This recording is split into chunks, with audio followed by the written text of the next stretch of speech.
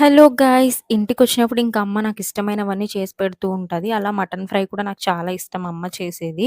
చాలా easy process అందుకే మీకు కూడా చూయిస్తున్నాను. ధనియాలు, మిరియాలు లైట్‌గా రోస్ట్ చేసుకొని దంచుకోవాలి రోట్లోకేసుకొని. బాగా పౌడర్ అయిపోయిన తర్వాత లాస్ట్‌లో గార్లిక్ వేసుకొని కచ్చా పచ్చాగా దంచుకోవాలి.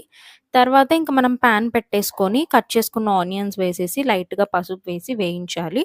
ఆనియన్స్ కొంచెం రోస్ట్ అయిపోయిన తర్వాత కొత్తిమీర, అల్లం, వెల్లుల్లి, చెక్క, లవంగం పేస్ట్ అయితే వేసి కొంచెం రోస్ట్ అయిపోయిన తర్వాత మనం ముందే సాల్ట్ వేసి మటన్‌ని బాయిల్ చేసి పెట్టుకోవాలి. ఆ బాయిల్ అయిన మటన్‌ని వేసి ఆహ్, కారం, ధనియా పౌడర్, సాల్ట్ ఆల్రెడీ వేసుంటాం కాబట్టి కొంచెం చూసుకొని వేసుకోండి.